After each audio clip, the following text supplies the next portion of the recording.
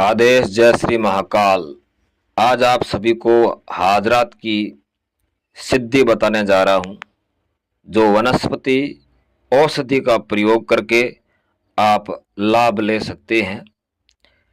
हिंदी में और इस्लामिक पद्धति में इनको आईनाए हाजरात बोला जाता है। हाजरात का मतलब जो शक्ति होती है उनको दर्पण में, नख में हाजिर करना। कई हमारे राजस्थान के क्षेत्रीय इलाकों में इन सिद्धि को कजली भी बोला जाता है।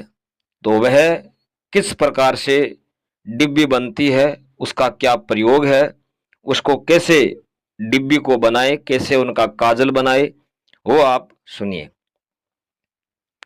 हाजरात के अंदर हर प्रकार के सवाल जवाब आप पूछ सकते हैं। भूत, भविष्य, वर्तमान को भी जाना जा सकता है। खोई हुई वस्तुओं के बारे में पता लगा सकते हैं। जमीन का गड़ा धन यानी दफीना के बारे में पता लगा सकते हैं। आपके पास कौन सा देव आपको कृपा दे रहा है, सहायता कर रहा है, कौन सी शक्ति आपके पास है, किस शक्ति को कैसे सिद्ध करना है, वो कैसे आएगी। हाजरात के अंदर तमाम सवाल जवाब होते हैं। एक तरह से हम शक्ति से सवाल जवाब करते हैं, वैसे ही हाजरात से हम सवाल जवाब कर सकते हैं। उनके लिए हमारे को चाहिए एक अपामार्ग का पौधा, और अपामार्ग का पौधा शास्त्रीय और आयुर्वेद में इनको बहुत प्रधान माना गया है। इनके कई सारे तंत्र के प्रयोग भी होते हैं, उपाय भी होते हैं।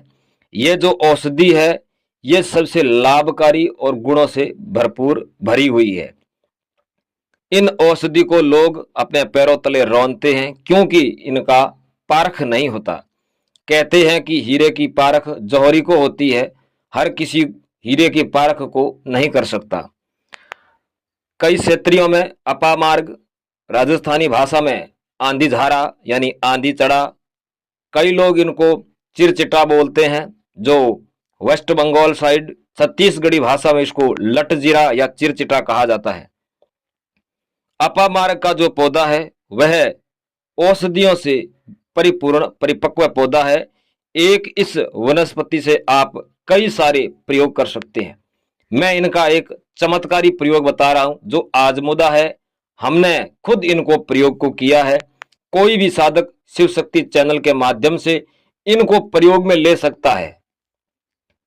उनके लिए हम चलेंगे प्राचीनतम अति विद्याओं के अंदर, जो श्लोक, शब्दावली, कविता में इनका उपाय, इनकी सिद्धि के बारे में बतलाते हैं। सूखी साख औंगा की लीजे, बाती रुई लपेट कीजे, दिए नए में घृत पुरावे, तामे बाती नाख जरावे, उच्च वर्ण का बालक शवच पहराए, दीपक सन्मुख दृष्टि करे, पूछे ताही बताए। इसका अनुवाद, सूखी साख औंगा की लीजे, छत्तीसगढ़ी भाषा में अपामार्ग को औंगा भी बोला जाता है। लटजीरा, चिरचिटा, आंधीजारा और औंगा एक वनस्पति के चार नाम है। सूखी साख औंगा की लीजिए यानी जो अपामार्ग का जो पौधा है, उन पौधे को आप जड़ को उखाड़ के ले आइए। सूर्य उदय से आपको पहले जाना है। सूर्य उदय नहीं होना चाहिए, 4-5 का टाइम रहेगा।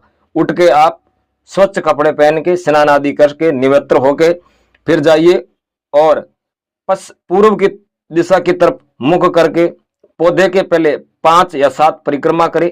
फिर उन पौधे को प्रणाम करके आयुर्वेद के दाता धन्वंतरी को भी प्रणाम करके और ये उससे मंगल कामना करें कि हे वृक्षराज, आप हमारे साथ में चलिए, मैं आपको निमंत्रण देने आया हूं, मेरे ये कार्य है, इस कार्य को आप पूर्ण करना।